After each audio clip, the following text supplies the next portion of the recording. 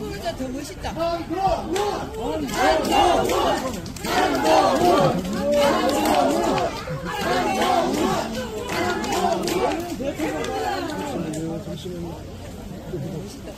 그 다음에 화이팅! 열심히 하루하루 살아가는 국민들,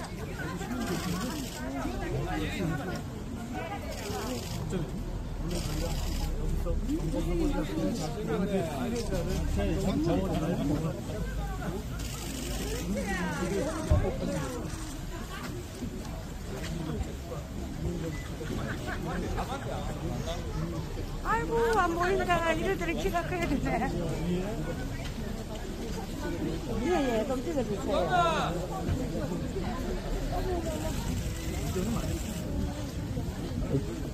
아, 얼굴 보여드리세요.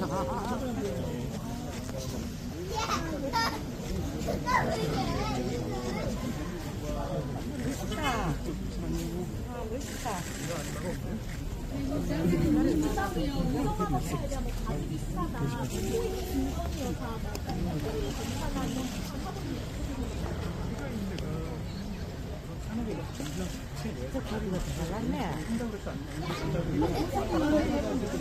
아이고 잘났어요. 직접 보니까 TV보다. 이리 보세요.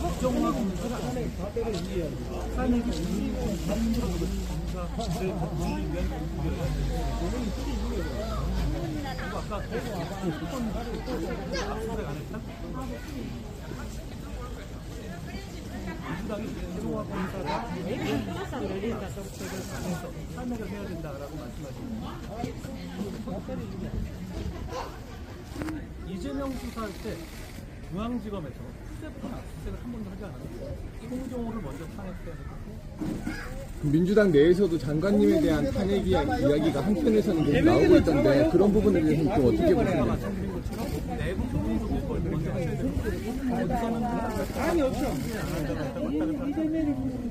출마설 두고도 계속 뭐 이야기가 나오고 있습니다. 아까도 말씀 주셨지만 좀 뭐 대구에 오신 거를 또 염두에 두고 그런 말씀을 하시는 분도 많이 계신데요. 바로 재명이 되고 나가기 잡아 찍어야. 두 번째 왔는데 저는 평소에 대구 시민들을 대단히 깊이 존경해 왔습니다. 네, 감사합니다. 한동훈 화이팅! 한동훈 화이팅! 아이고, 또그만 생기자. 과정에서 단 한 번도 저에게 이 도시를 내주지 않으셨고요. 자유민주주의에서 끝까지 싸움을 위한 싸워서 이긴 분들이기 때문입니다. 그리고 둘째로 전쟁의 폐허 이후에 산업화 과정을 산업화를 진정으로 처음 시작하셨고 다른 나라와의 산업화 경쟁에서 이긴 분들이기 때문입니다. 그리고 마지막으로 대구에 굉장한 제가 오늘 두 번째로 왔는데 여기서 참 좋습니다.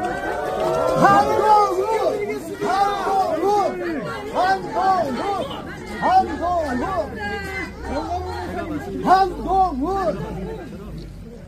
범죄 피해자에 대한 대단히 중요한 우리 범죄 피해자가 저번에도 말씀드렸다시피 저는 범죄자의 인권이나 범죄 피해자의 인권이라고 한다면 망설임은 없이 범죄 피해자의 인권에 편향을 한다고 생각합니다. 저희 정부는 그렇게 할 겁니다. 그런 차원에서 연속 솔루션 조사의 포럼에 먼저 오세훈 시장님과 열었습니다.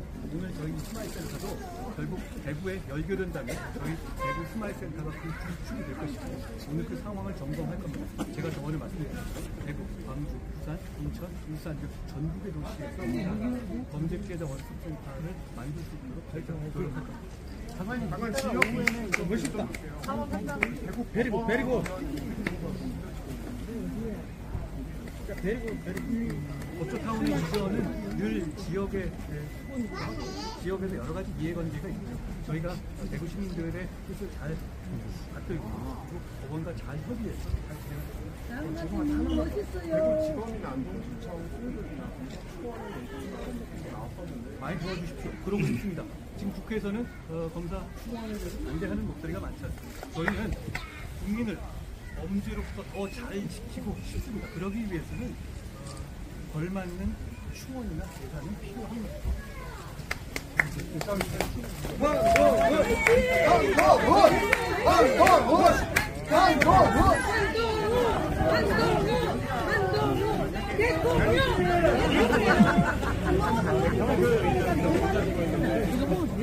교도소랑 국소 이전은 해당 시민들 사이에 많은 이해관계의 차이가 있죠. 취재진 여러분, 그런데 잠시 만들어주세요. 네, 잠시 좀 해주세요. 쪽에 계신 분들은 저는 다 이해할 만한 주장이라고 생각합니다. 그 과정을 잘 모아내는 것이 필요합니다. 저희가 지난번에 거창에 했다시피 주민들께서 좋은 의견 모을 수 있도록 그랬습니다.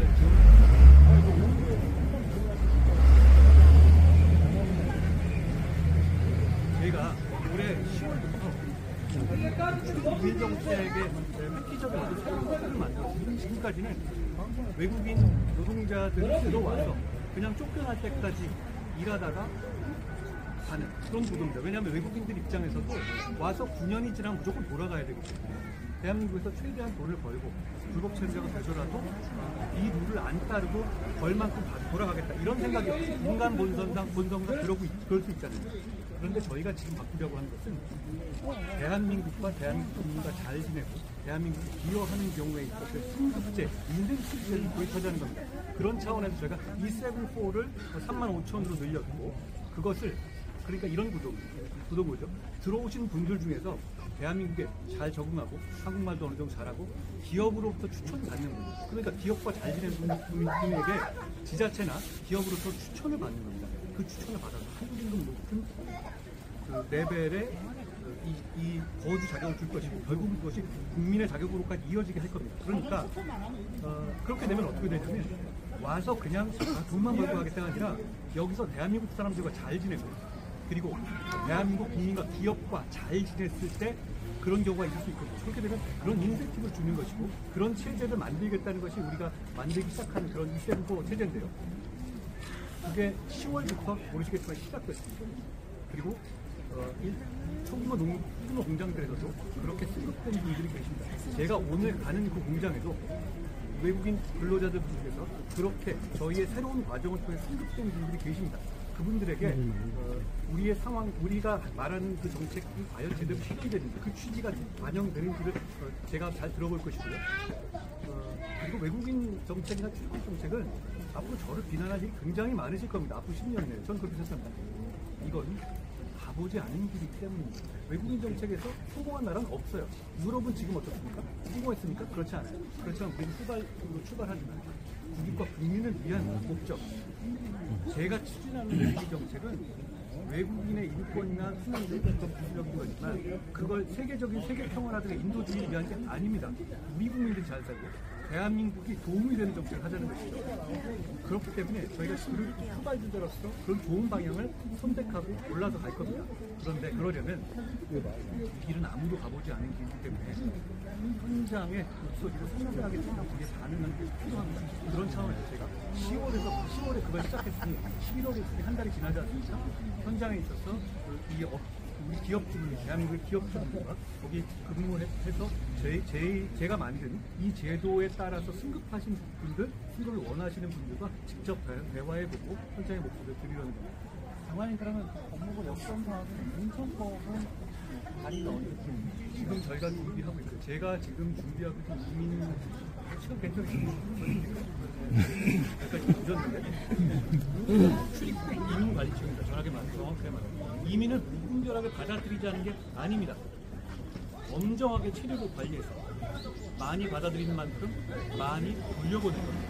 대한민국에 적응할 수 있고 대한민국 문화에 적응할 수 있는 분들만 오실 겁니다.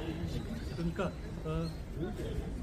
사실 자기 문화를 여러 군데에서 자기 나라에서 뽑힐 수 있죠. 그렇지만 우리가 지금 우리나라 사람들은 받아들일 수 있는 마음이 돼요. 지금 여러분들이 있잖아요.